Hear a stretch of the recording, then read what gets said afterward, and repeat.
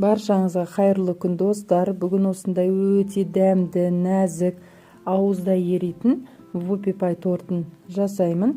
Ең көп тапсырысқа пісірген торттарымның бірі, әрі менің ең сүйікті тортым. Видеоны соңына дейін көріңіз. Ең алдымен сары майдың үстіне шоколадымызды саламыз. Менде Қазақстан шоколады. Су буында немесе микроволновкада ертіп аламыз. Содан соң 4 жұмыртқаның үстіне қант салып, әппақ болып көпіргенше миксерлейміз. Шоколад пен майды ерткен кезде, егерде сіздер микроволновкада ертетін болсаңыздар, әр 10 секунд сайын араластырып тұру қажет. Себебі шоколадымыз күйіп кетуі мүмкін. Осылай әппақ болып 2 есе ұлғайғанша миксерлеп аламыз. Содан соң шоколад пен майды міндетті түрде 1 минуттай суытып, содан соң жұмыртқалы массамызға құямыз. Және де бірден осылай миксерлеп араластырамыз.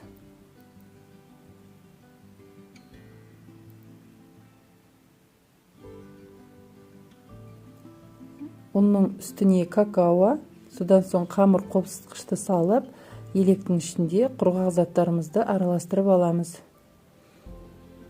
Жұмыртқалы массаның үстіне аз-аз бөліктерге бөліп отырып, миксерлейміз.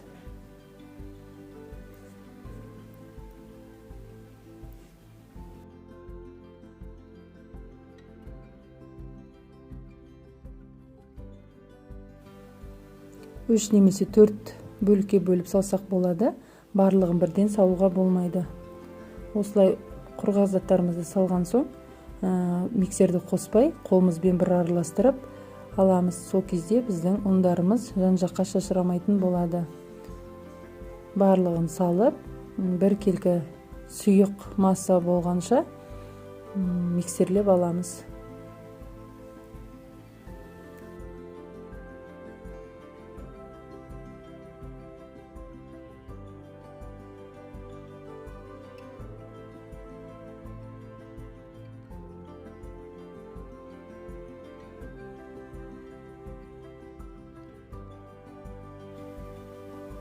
Бізде осындай сұйық бір келкі масса болып шығады. Содан соң 4 пергамент қағазын дайындап аламыз. Яғни бізде 4 корж болады. Содан соң формамызды алып, осылай формамызға кигізіп, жауып қайтадан ашқан кезде бізде дайын дөңгелек ойық форма болып шығады. Ойық жағына біз сұйық массамызды салып пісіретін боламыз.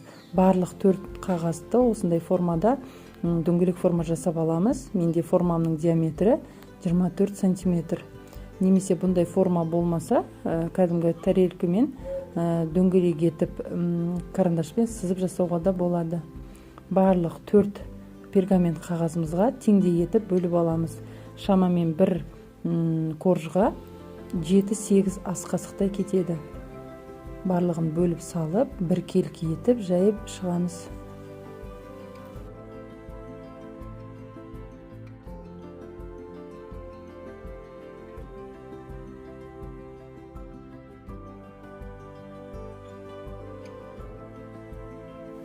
Міне осылай 4 корж жасап шықтық. Енді қызып тұрған пеште 180 градуста 6-7 минут пісіріп аламыз. Піскен соң осылай бірден формамызды осындай формамен кесіп аламыз. Яғни бізде тортымыз әдемі бір келкі болу үшін осылай басып кесіп алатын боламыз. Корждарымызды толық суытамыз. Оған дейін біз кремімізді жасауға кірісеміз.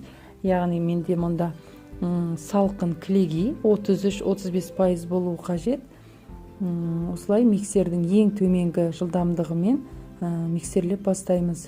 Әр минут сайын миксердің жылдамдығын көтеріп отырамыз. Осылай кішкене қоюлана бастағанда 3-4 минуттан соң қант ұнтағын саламыз. Қант ұнтағы мен алдын ала електен өткізіп қойдым. Қант ұнтағын електен өткізген жақсы, себебі онда өте көп түйіршіктер болады. Осылай миксерлеп қою болғанша араластырып аламыз. Содан соң біз сүзбелі ірімшік, яғни творожный сырымызды салып, жақсылап миксерлейміз. Яғни бізде қою, өз формасын жақсы ұстайтын крем болуы тиіс.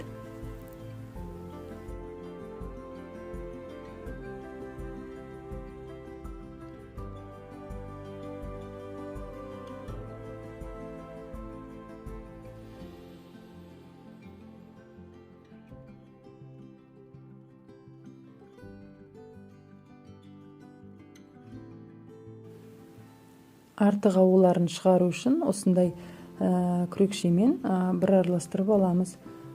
Формасын осы жақсы ұстайтындай қою болу керек. Содан соң кондитерлік қапшыққа насадкамызды салып, кремімізді салып аламыз. Насадканың номері менде 808.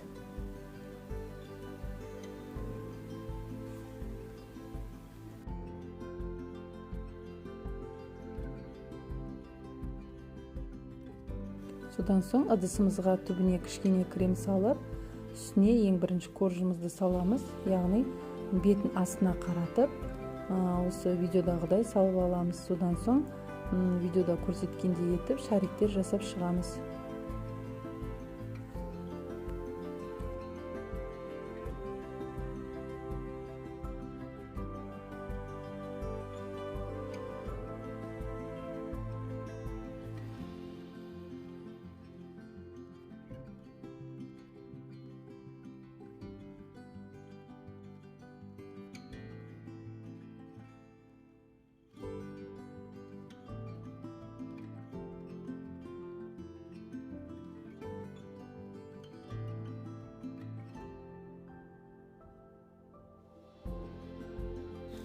Екінші коржымызды осылай салып, үстін қолымызбен ақырын басып, шариктер жасап, кремімізді жағып шығамыз.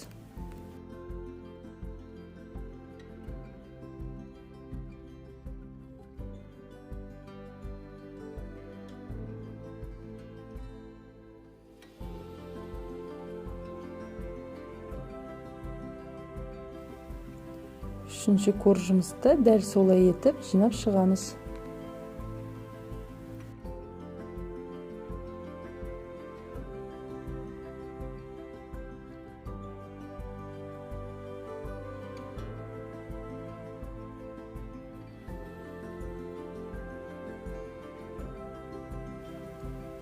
Төртінші коржымызды осылай салып, тоңазытқышқа салып қоямыз тортымызды. Енді шоколад пен кілегейді ертіп аламыз. Содан соң міндетті түрде 1 минуттай суытып, тортымызға құйып шығамыз. Ыстықтай құюға болмайды. Торттағы креміміз еріп кетеді. Осылай бір келкі етіп, жағып, жайып аламыз.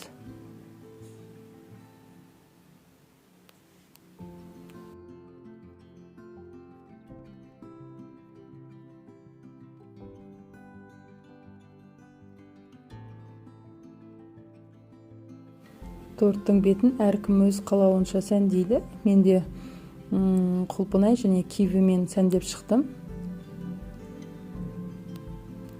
Біздің тортымыз дайын болды. Өте дәмді, керемет болып шығады. Жасап көріңіздер. Видеоны соңына дейін көргендеріңізге рахмет. Барлық құрамын мен осы видеоның астына жазып қалдыратын боламын. Маған тіркеліп, лайк басуды ұмытпаңыз. Рахмет. Баршаңызға қайырлы күн достар. Бүгін сүтті қыз, яғни молочная девочка тортын дайындаймын. Өте дәмді, нәзік болып шығады. Видеоны соңына дейін көріңіз. Ең алдымен ыдысымызға сгущенка құямыз. Сгущенканың қою, жақсы сапалы болғаны жақсы. Содан соң бөлме температурасындағы сары майды құямыз. Немесе толығымен ерітіп құйсақ та болады. Содан соң 2 жұмыртқамызды салып, жақсылап миксерлейміз.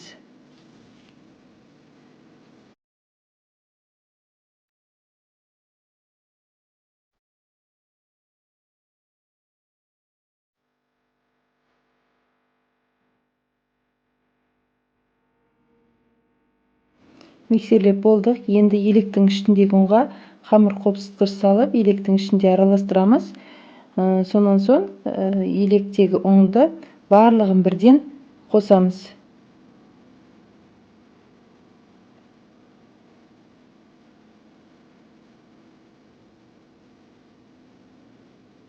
Ұнымыз жан-жаққа шашырамау үшін осылай алдымен қолымызбен араластырып аламыз. Содан соң миксерді қосып миксерлейміз.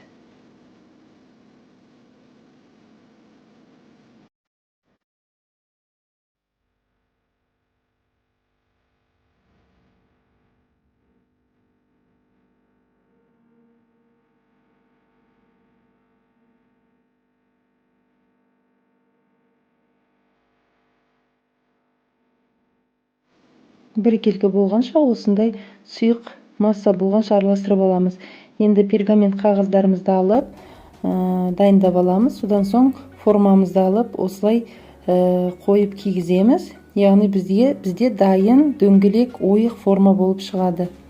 Немесе тарелкамен карандашпен дөңгелек етіп сызуға болады. Міне ойық жағына біз сұйық қамырымызды құйып пісіретін боламыз.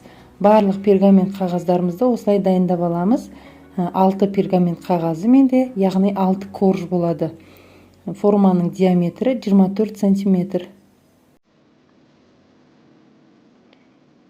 Енді бір пергамент қағазға 3 ас қасықтан салып шығамыз.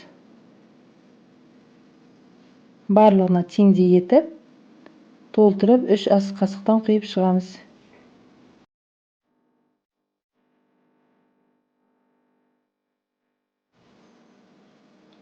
Содан соң осылай бір келкетіп қасықпен жайып аламыз.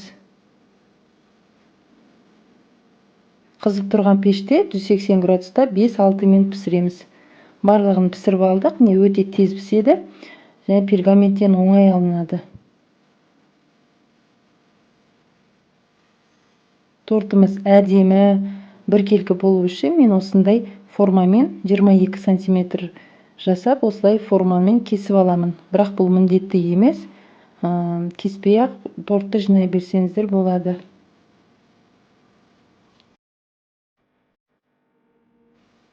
Енді кремді дайындаймыз. Бізге мұнда салқын кілегей 33-35% болуы керек және міндетті түрде салқын болуы керек.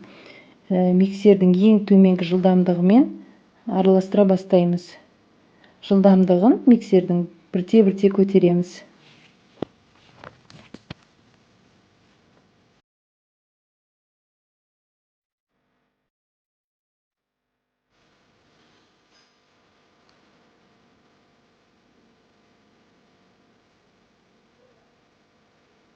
Бізде клейге кішкене қоюлана бастады.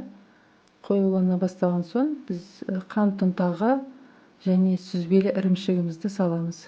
Яғни творожный сырымызды салып, жақсылап миксерлейміз.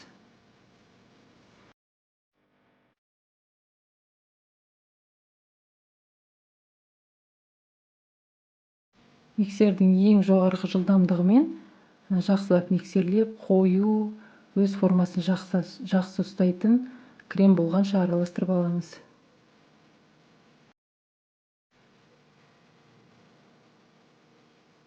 Міне бізде осындай қою крем болды.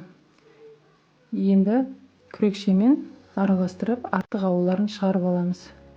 Тортымызды жинауға кірісеміз. Ең бірінші осылай коржымызды қойып, бетін астына қаратып қойып аламыз. Мен осындай формада жинайтын боламын, яғни тортымыз түзу болу үшін. Әр коржға 3 ас қасықтан крем салып шығамын. Барлығын жақсылап жайып, барлық корждарымызды осылай дайындаймын.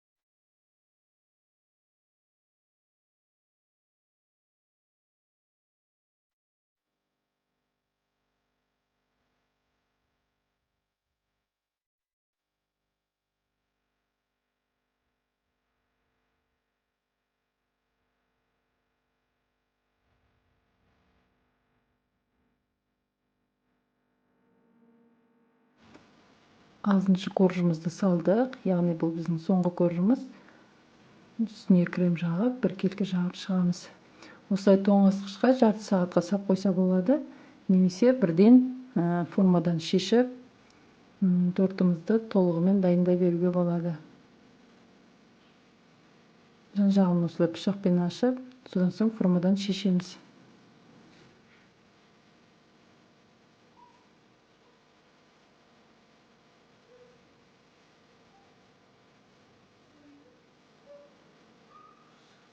Қалған кремдерімізбен осылай жан-жағын жағып шығамыз.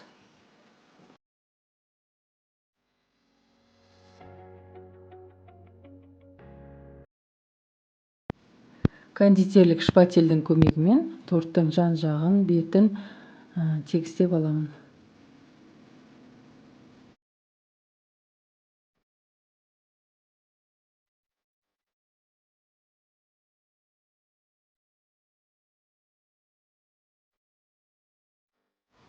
Қалған кремімізді кондитерлік қапшыққа салып, насадкамен осындай әдемі өрнектер жасап шығамыз. Менде насадканың номері 333. Торттың бетін әрлеу әркімнің өз қалауы бойынша. Жеміс-жидектермен де әрлесеңіздер өте әдемі болады. Немесе осындай аппақ күйінде қалдыруға да болады. Мен шоколадпен әсемдейтін боламын. Ол үшін маған осындай шоколад керек.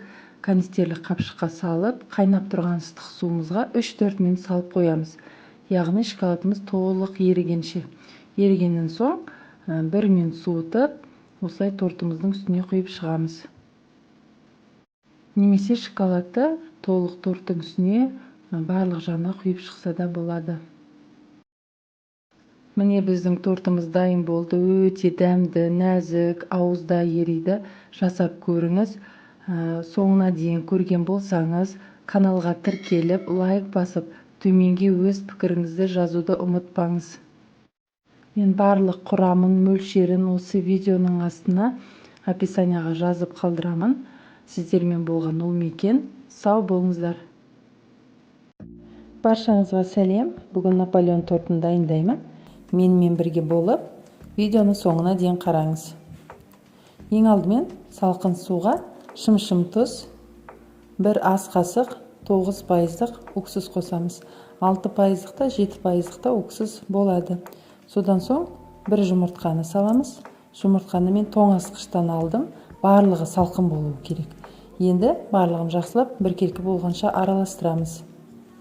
Енді майды оңға аунатып, үкіштің үлкен жағынан өткіземіз.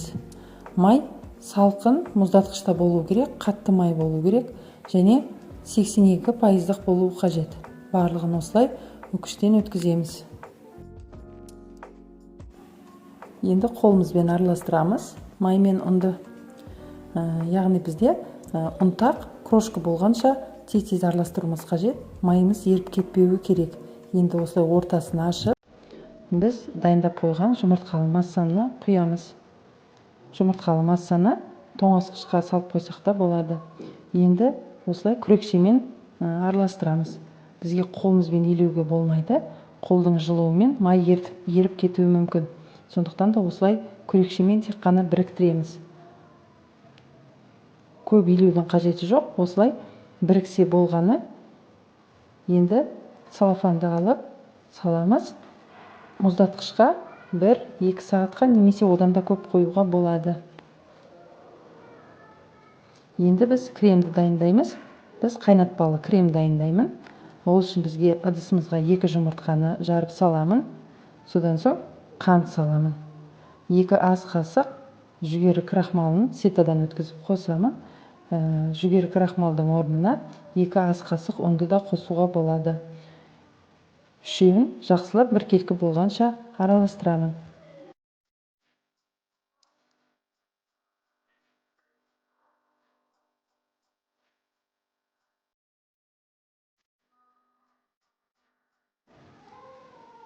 Енді сүтті құямыз.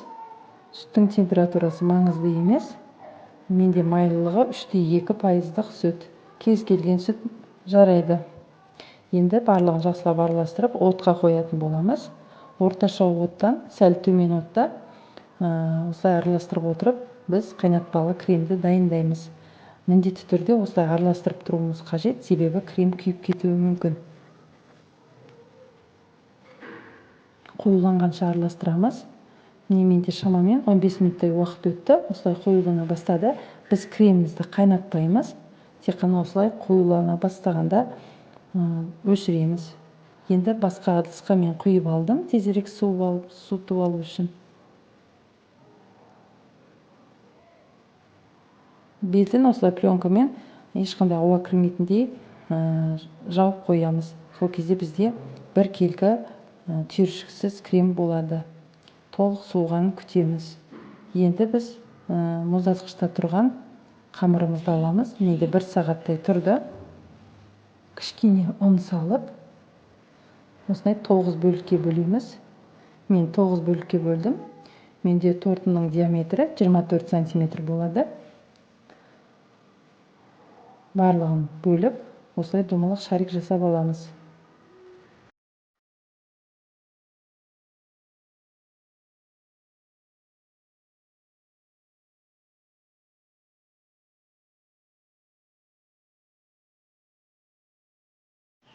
Енді біреуін алып, қалған бөліктерін мұздатқышқа салып қоямыз. Бізге 2 пергамент қағазы керек болады. Осылай біреуін алып, жұқа қылып жаямыз. Барлығын бірдей, жаңағы 9 бөлікті бірден жаюға болмайды. Себебі бізде салқын болып тұруы керек біздің қамырымыз. Сондықтан осындай 2 пергамент қағазымен кезек-кезек жаятын боламыз. Өте жұқа қылып жаямыз. Осындай формамен кесіп аламын. Менде формамның диаметрі 24 сантиметр. Осылай шанышқымен тесіп шығамыз. Ал жанында тұрған қамырларды ол бетіне әсемдік үшін пайдаланамын. Екінші қамырды жаямын, бірінші қамырым піскенше.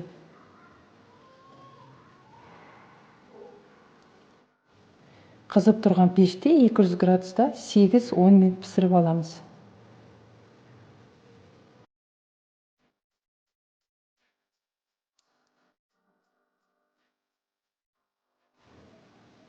Менде 8 минут пісті. Әркімнің духовкасы әртүрлі. Сондықтан да өз пештеріңізге қарап пісіріңіздер. Міне осындай болып шығады. Барлық 9 коржды пісіріп дайындап алдым. Ал мынау біздің тортқа бетіне әсемдік үшін қажет. Оны біз қолымызбен үгітіп, ұнтақ жасап аламыз. Және мен 1 ас қасық қант ұнтағын осы ситадан өткізіп, қосып араластырып қойдым. Енді біздің креміміз толық суыды. Оның үстіне біз жұмсақ сары майымызды, бөлме температурасына тұрған сары майымызды қосып араластырамыз.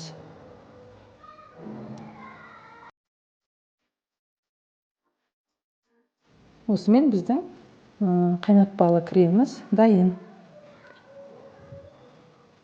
Енді тортымызды жинауға кірісеміз.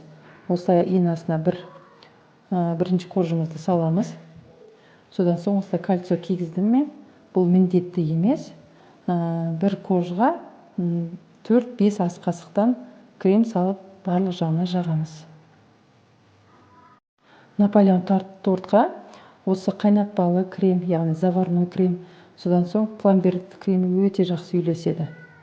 Бізге осы қайнатпалы креммен жасаған көбірек ұнайды. Соңғы коржымызды салдық. Енді тағы да кремімізді салып, барлық жағына жағып шығамыз.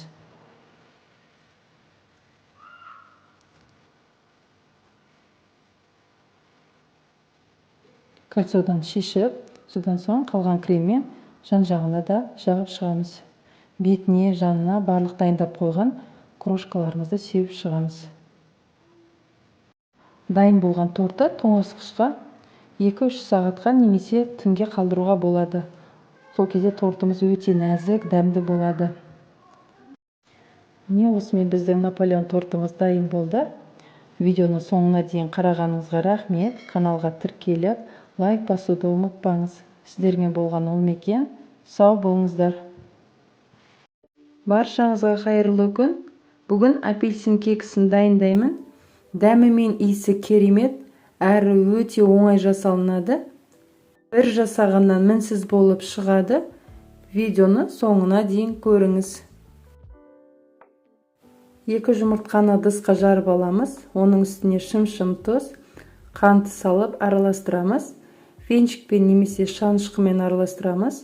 Мұнда миксердің қажеті жоқ.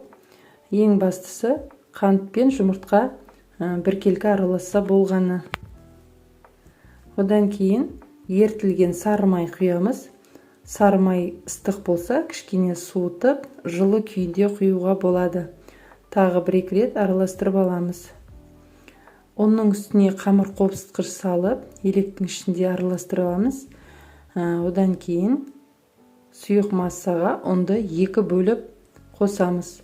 Ұнды осылай електен өткізіп қосқан жақсы, себебі ұн мен ауа алмасып, пирогтың жақсы көтерілуіне өз септігін тигізеді.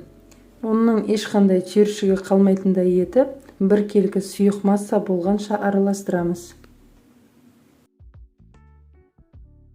Келесі кезекте бізге 1 апельсин қажет болады. Осылай өкіштен цедрасын алып аламыз. Сұйық массаға қосамыз.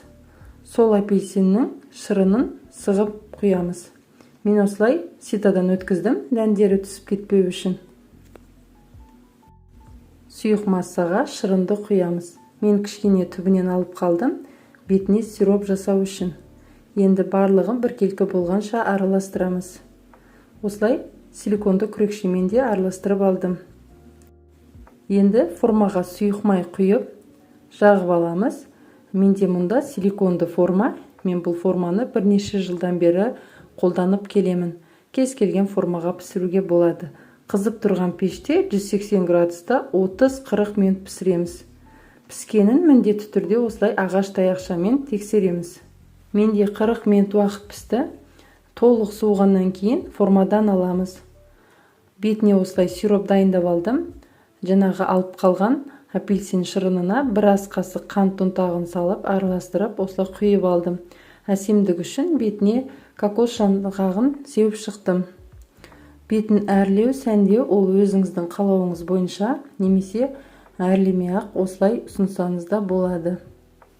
Қазір кесіп көрсетемін. Өте жұмсақ, дәмді, үлпілдек болып шығады. Міндетті түрде жасап көріңіз, сізге ұнайтынына сенімдімін. Барлық құрамын, мөлшерін мен осы видеоның астына жазып қалдырамын. Бір жасағаннан шығатын өте сәтті рецепт. Егер видеоны соңына дейін қараған болсаңыз, каналға тіркеліп, лайк басып, төменге өз пікіріңізді жаза кетуді ұмытпаңыз. Назарларыңызға көп-көп рахмет. Астарыңыз дәмді болсын. Баршаңызға қайырлы күн. Бүгін 12 қасық деп аталатын итальяндық пирог дайындаймын. Құрамы өте қарапайым, үйдегі бар заттардан жасалынады. Соған қарамастан өте дәмді болады. Видеоны соңына дейін көріңіз. 3 жұмыртқаның үстіне шым-шым тұз саламыз. Оның үстіне 12 ас қасық қант саламыз. Бізге ешқандай таразы қажет емес, барлығын осылай қасықпен өлшеп саламыз. Енді әппақ болып көпіргенше миксерлейміз. Егер миксер болмаса, венчикті пайдалануға болады. Қанты ерігенше ол кезде кішкене көбірек араластырасыз. Енді 12 ас қасық сұйық май құямыз. Араластырамыз. Одан кейін 12 ас қасық бөлме температурасындағы сүтті құйып, тағы да араластырып аламыз. Одан кейін елекке 12 ас қасық ұн саламыз. Оның үстіне қамыр қопсытқыш салып, араластырамыз. Електен өткізіп, ұнды 2 бөліп қосамыз. Осылай басында бірден миксерді қоспай мен араластырып аламын қолмен. Одан кейін миксерді қосамын. Сол кезде ұн жан-жаққа шашырамайтын болады. Енді миксердің ең төменгі жылдамдығымен ұнымыз біріккенше араластырып аламыз.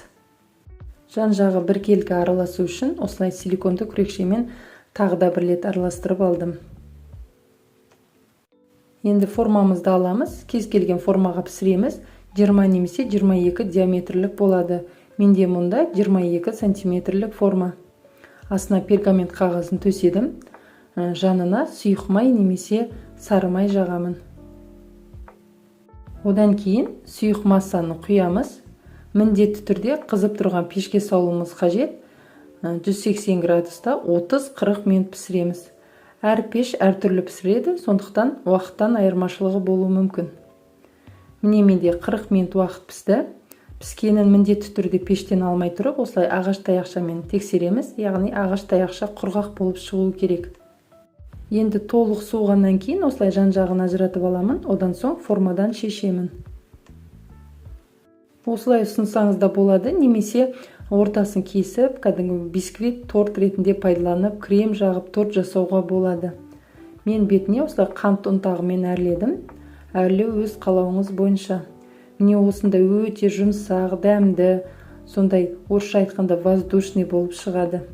Бір жасағаннан шығатын өте оңай рецепттердің бірі. Міндетті түрде жасап көріңіз. Сізге ұнайды деген ойдамын. Егер видеоны соңына дейін қараған болсаңыз, лайк басып, қазақша каналды қолдап, төмендегі подписаться батырмасын басып, және қасындағы қоңырауша белгісін басып қоюды ұмытпаңыз. Себебі каналда шығатын жаңа рецептерді жіберіп алмайсыз. Назарларыңызға көп-көп рахмет. Астарыңыз дәмді болсын. Сіздермен болған Ұлмекен. Қош сау болыңыздар. Баршаңызға қайырлы күн достар. Бүгін өте оңай, құрамы қарапайым, үйдегі бар азық-түліктерден жасалынатын өте дәмді, бір шайда желініп кететін пирог дайындаймын. Видеоны соңына дейін қарап, менімен бірге болыңыз. Ең алдымен ыдысымызға бір жұмыртқаны жарамыз, оның үстіне қант салып араластырамыз. Одан кейін бөлме температурасындағы жұмсақ сары майды саламыз, немесе сары майды толық ерітіп құйсаңыз да болады. Барлығын араластырамыз. Енді електегі ұнды електен өткізіп қосамыз. Одан кейін бір шай қасық қамыр қопсытқыш салып араластырамыз. Басында осындай шаншқымен араластырамыз, одан кейін біріге бастаған соң қолымызбен илейміз. Бізде мұнда жұп-жұмсақ қамыр болып шығады.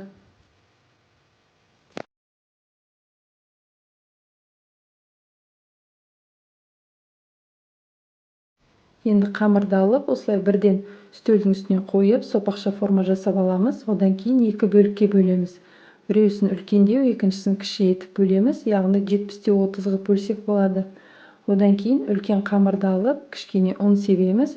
Одан кейін оқтаумен жаямыз. Қатты жұқа емес, қалың емес, 3-4 мм болатындай етіп жайып аламыз.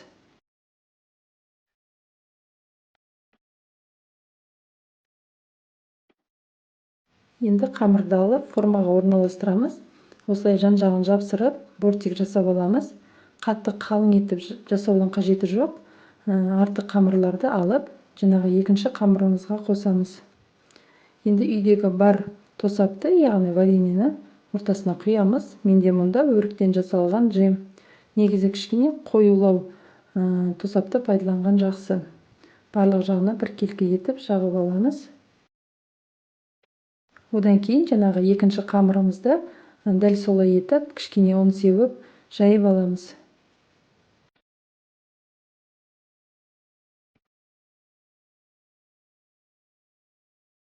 Енді пышақпен немесе арнайы осындай кескішпен жолақша етіп кесіп аламыз. Жіңішкелеу етіп кескен дұрыс, себебі пирог әдемі көрінетін болады. Енді алып, осылай видеодағыдай қойып, пирогтың үстіне жан-жағын жапсырып шығамыз. Барлық құрамын, мөлшерін мен осы видеоның астына описание бөліміне жазып қалдырамын. Жасап көріңіз, сізге ұнайды деген ойдамын.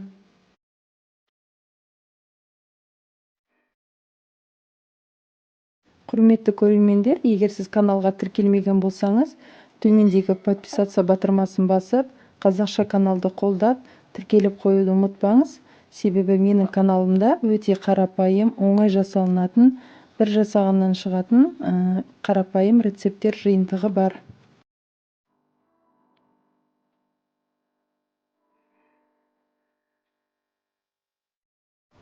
Енді жұмыртқаның сарысын осылай бетіне жағып аламыз. Әдемі қызарып пісу үшін қызып тұрған пеште 180 градуста 20-25 минут пісіреміз.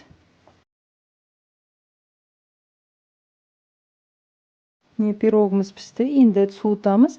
Суығаннан кейін формадан аламыз. Осылай пышақпен жан жағын ажыратып, одан соң формадан шешеміз. Бетін қалауыңыз бойынша сәндесеңіз болады. Қант ұнтағымен немесе жеміс жидектермен сәндеуге болады.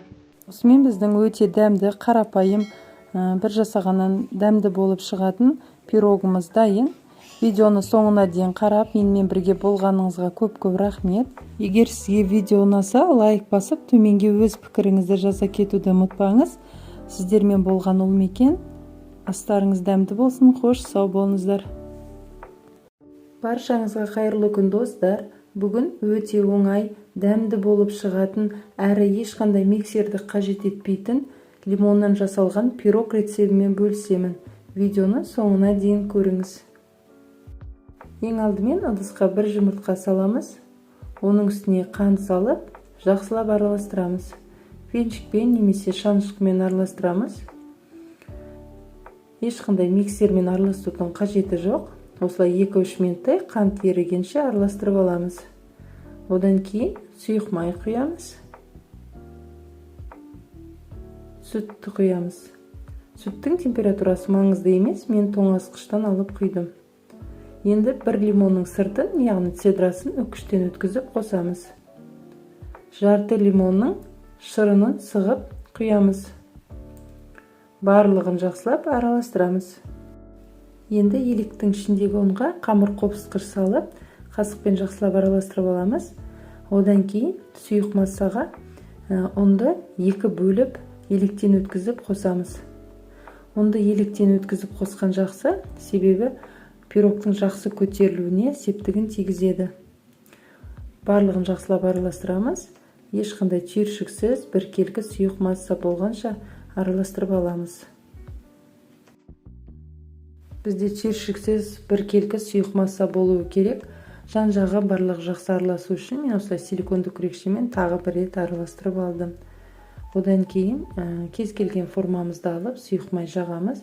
Егер сізде дөңгелек форма болса, 20-22 диаметрлік формаға пісіруге болады. Содан соң осылай астына пергамент қағазын төседім. Ол міндетті емес. Менде осында пергамент қағазын кішкене бөлігі бар екен, соны салдым. Енді сұйық массаны құйып, қызып тұрған пеште 170 градуста 35-40 минут пісіреміз.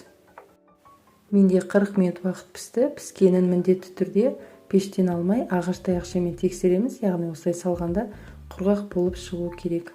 Ол ортасы толығымен пісті деген сөз. Енді толығымен суытамыз, одан кейін формадан босатамыз. Пирогтың бетін сәндеу өз қалауыңыз бойынша, немесе ештеңе жақпай, сәндемей, осылай жесеңіз де болады. Мен қант ұнтағын сеуіп шықтым. Осымен біздің оңай, тез, әрі дәмді болып пісетін лимоннан жасалған кексіміз дайын. Міндетті түрде осы рецептпен жасап көріңіз, сізге ұнайды деген ойдамын. Мен барлық құрамын, мөлшерін осы видеоның астына жазып қалдырамын.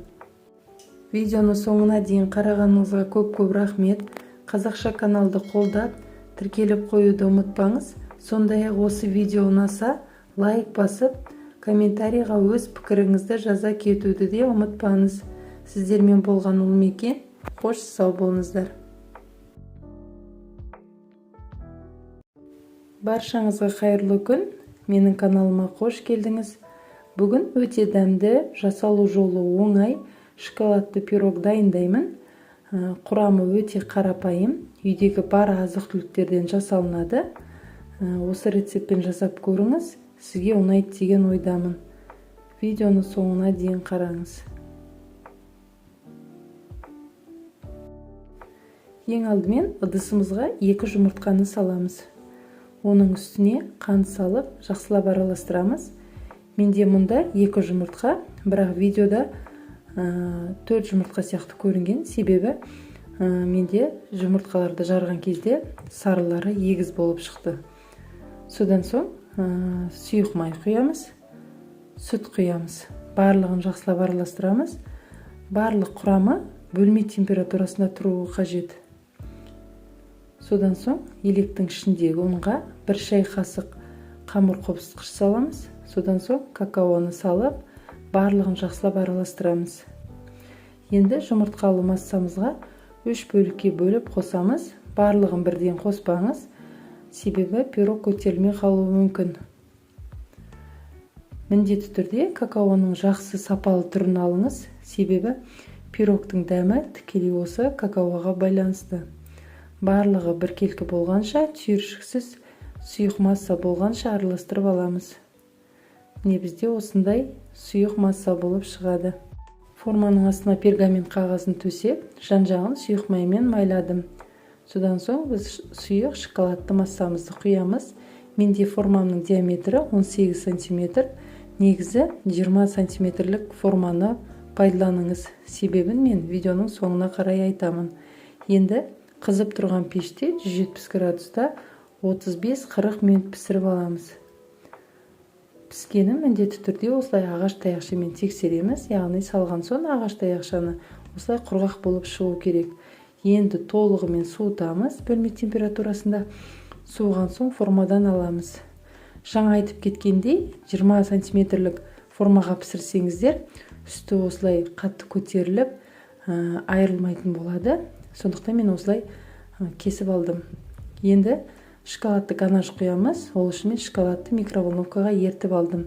Шоколадты ерткен кезде әр 10 секунд сайын араластырып отырыңыз. Ұзақ уақытқа қойсаңыз, шоколад күйіп кетеді. Енді қасықтың көмегімен осылай жағып алдым. Кез келген шоколад болады. Содан соң әсемдік үшін мен кокос жаңғағын септім. Осымен біздің өте дәмді, оңай пирогымыз дайын. Ортасы сондай жұмсақ, орысша айтқанда влажный болып шығады. Барлық құрамын, мөлшерін мен осы видеоның астына жазып қалдырамын. Видеоны соңына дейін көрген болсаңыз, каналға тіркеліп, лайк басуды ұмытпаңыз. Сіздермен болған Ұлмекен, қош сау болыңыз. Қайырлы күн баршаңызға, менің каналыма қош келдіңіз. Бүгін осындай өте дәмді, құрамы қарапайым, үйдегі бар азық-түліктерден жасалынатын печеньелер дайындаймын. Немесе мини пирожнилар деп айтсақ та болады. Видеоны соңына дейін көріңіз. Ең алдымен ыдысымызға 2 жұмыртқаны саламыз. Оның үстіне шым-шым тұз салып миксерлейміз. 1 минуттай миксерлейміз. Одан кейін миксерлей отырып, қантты бірте-бірте саламыз.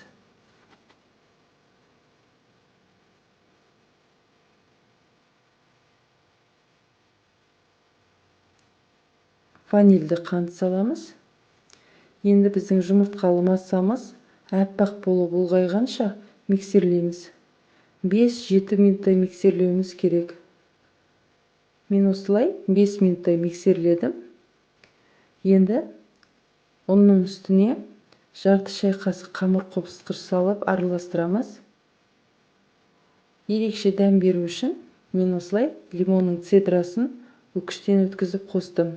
Ол да өз қалауыңыз бойынша, немесе қасықтың ұшымен корица қоссаңыз да керемет үйлеседі. Енді ұнды електен өткізіп, барлығын бірден саламыз. Содан кейін миксермен араластырмаймыз. Осылай күрекшемен үлпілде қалпын жоғалтпай араластырып аламыз. Одан кейін кондитерлік қапшыққа құямыз.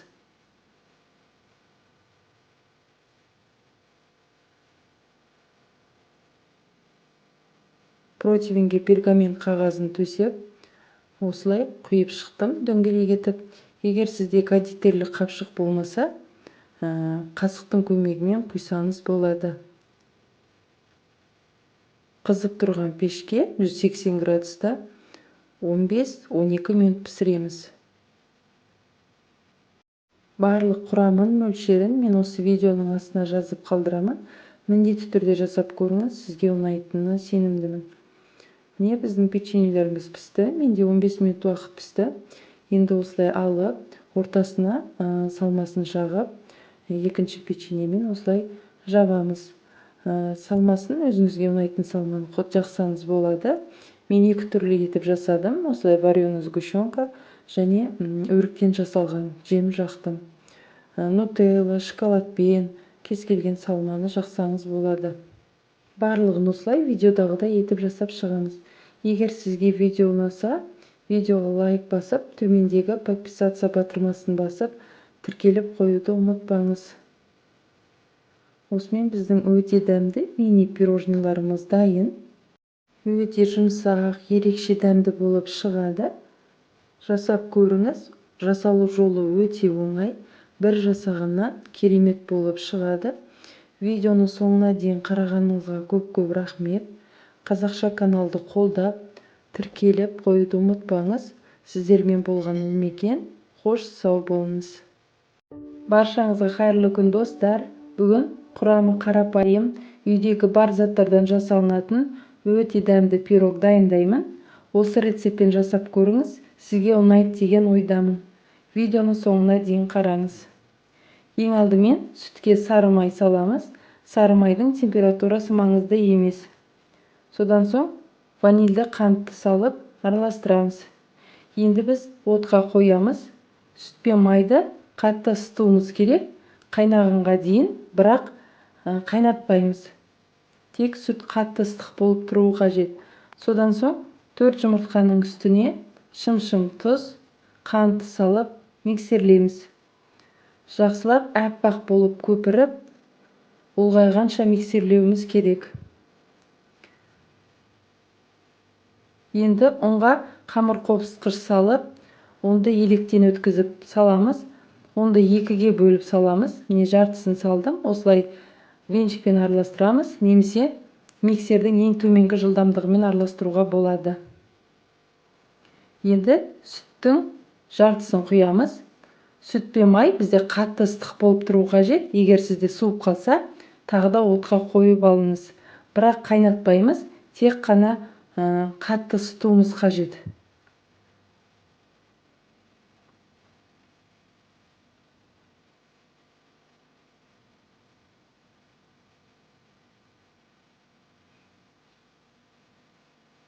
Оның қалған барлық бөлігін саламыз.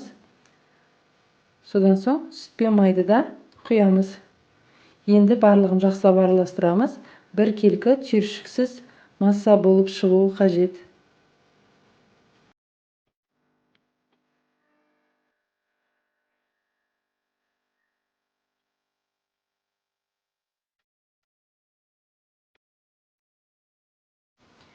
Енді формамызды аламыз. Кез келген формаға пісіруге болады.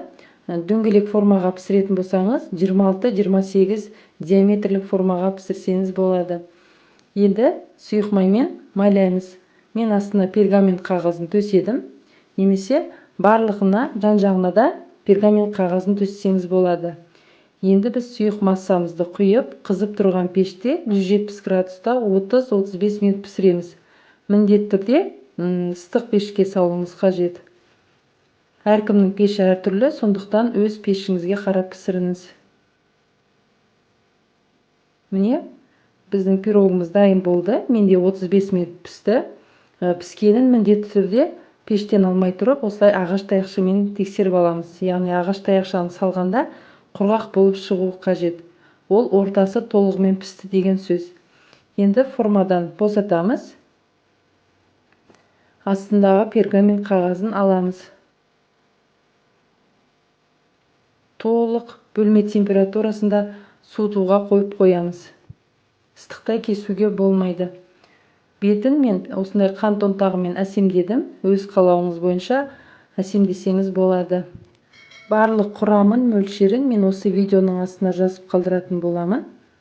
Видеоны соңына дейін қарағаныңызға рахмет.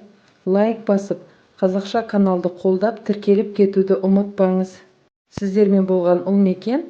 Қош сау болыңыздар. Қайырлы күн, баршаңызға сәлем. Менің каналыма қош келдіңіз. Бүгін осындай өте дәмді, алғаш жасағаннан керемет болып шығатын алмалы пирог, яғни шарлотка дайындаймыз. Үйдегі бар азық-түліктермен жасалынады. Барлық құрамын осы видеоның астына описание бөліміне жазып қалдырамын. Бұл өте сәтті рецепт. Жасап көріңіз, сізге ұнайтынына сенімдімін. Видеоны соңына дейін көріп, маған тіркеліп кетуді ұмытпаңыз. Ең алдымен 3 жұмыртқаның үстіне қант салып, аппақ болып көпіргенше миксерлейміз.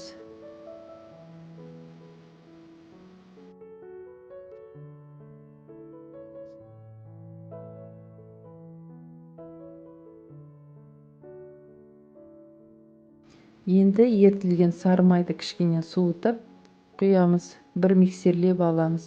Електің ішіндегі ұнға қопсытқыш салып араластырамыз. Ұнымызды 3-4 бөлікке бөліп, бірте-бірте салып отырып миксерлейміз. Барлық ұнды бірден салмаңыздар. Біздің пирог көтерілмей қалуы мүмкін.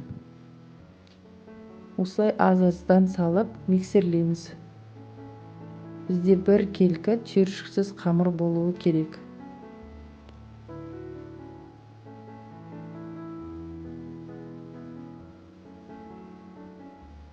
Енді алмаларымызды дайындап аламыз. Ортасындағы дәндерін тазартып, жіңішке етіп турап аламыз. Егер сізде үлкендеу алма болса, соны пайдаланған дұрыс. Менде осы үйдегі бар алма, кішкентай алма болды, соны пайдаландым. Форманы сұйық маймен немесе сары маймен майлап, сұйық қамырды құямыз. Алманы көбіктеп турап, осы қамырдың ішіне қосып, араластырып құйса да өте дәмді болады. Барлығы өз қалауыңыз бойынша. Енді осылай дайындап алған алмаларымызды тізіп шығамыз.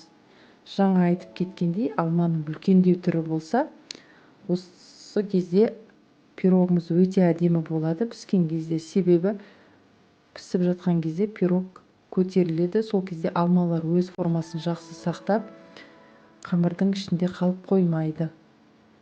Менде осындай қызыл алманы пайдаландым. Кез келген алманы пайдалануға болады. Форманың диаметрі 22 см. Енді үстіне осылай қолымызбен ақырын басамыз. Үстіне кішкене қант сеуіп, қызып тұрған пеште 170 градуста 40 минут пісіреміз. Піскенін міндетті түрде ағаш таяқшамен тексереміз. Толық міне пісті. Енді толық суығаннан соң формадан шешеміз.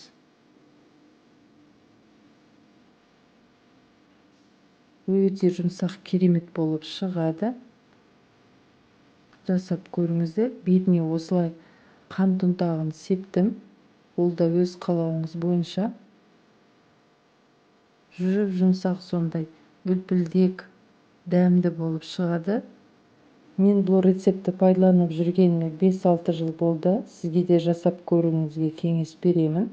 Қазақша каналды қолдап, төмендегі қызыл подписаться кнопкасын басып, тіркеліп, лайк басып кетуді ұмытпаңыз. Видеоны соңына дейін көргеніңізге рахмет. Ас болсын.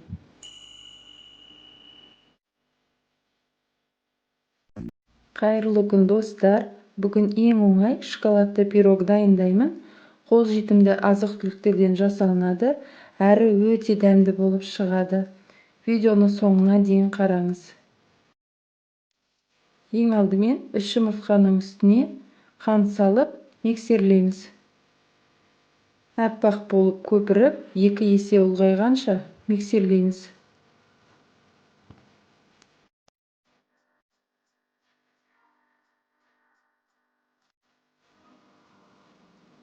Ерітілген сары май құямыз. Тағы бір рет миксерлейміз.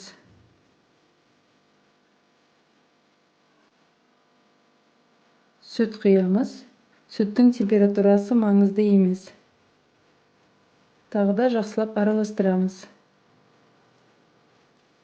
Енді оның үстіне қамыр қопсытқыш, какао салып, үшеуін електің ішінде араластырамыз. Сұйық массаға електен өткізіп саламыз. Барлығын бірден салмаймыз, біздің пирог көтерілмей қалуы мүмкін. Сондықтан 3-4 бөлікке бөліп саламыз. Осылай венчикпен араластыратын боламыз. Барлығы бір келкі болғанша, түйіршіксіз сұйық масса болғанша араластырамыз.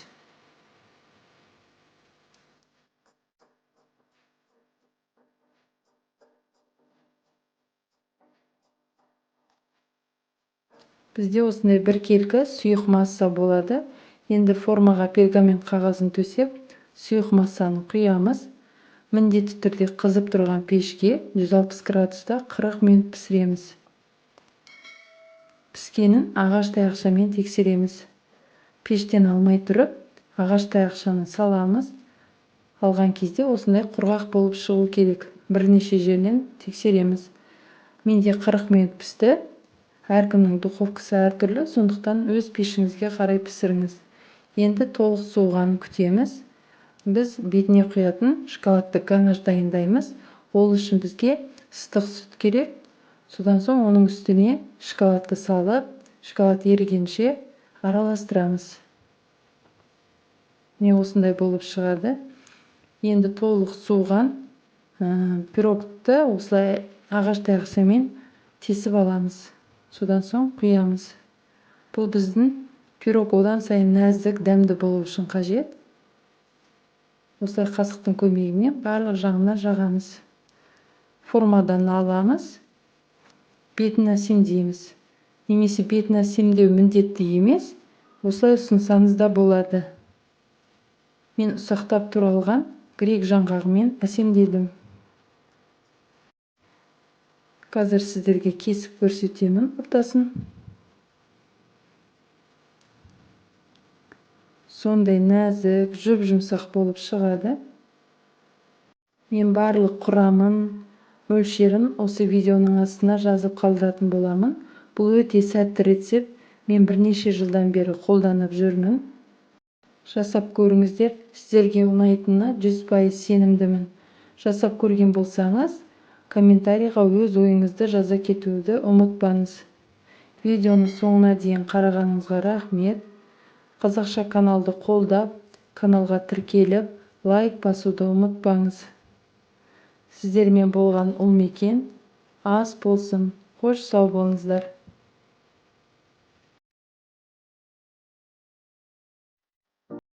Баршаға қайырлы күн.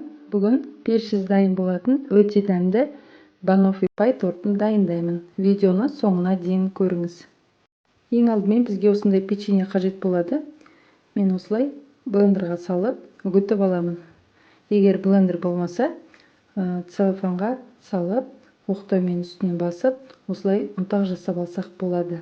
Ең маңызды нәрсе осылай бізде ұнтақ болуы қажет. Енді оның үстіне ертілген сары майды құйып араластырамыз.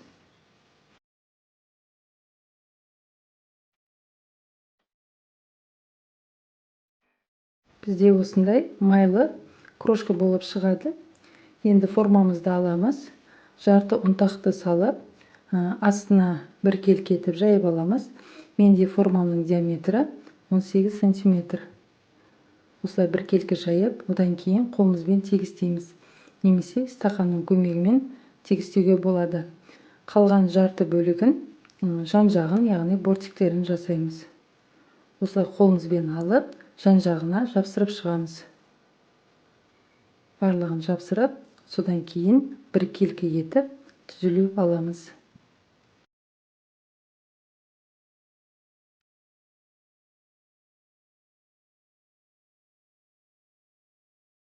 Енді вареный сгущенканы құйып, қасықпен осылай барлық жағына біркелкі етіп жайып аламыз.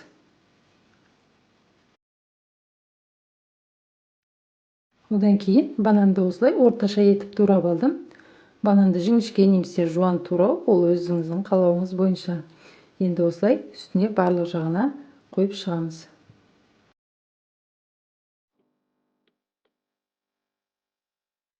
Енді бетіне крем дайындаймыз. Ол үшін бізге салқын клейге қажет, 33-35%. Осылай миксердің ең төменгі жылдамдығынан бастап миксерлей бастаймыз. Кішкене қоюлана бастағаннан кейін бір ас қасық қант ұнтағын салып, қою болғанша миксерлейміз. Дайын болған кремді осылай кондитерлік қапшыққа саламыз. Мен басына насадка салып алдым. Насадка міндетті емес, кәдімгі дөңгелек шариктер жасап құйып шығуға болады. Енді бананның үстіне барлық жағына осылай кремімізді құйып аламыз.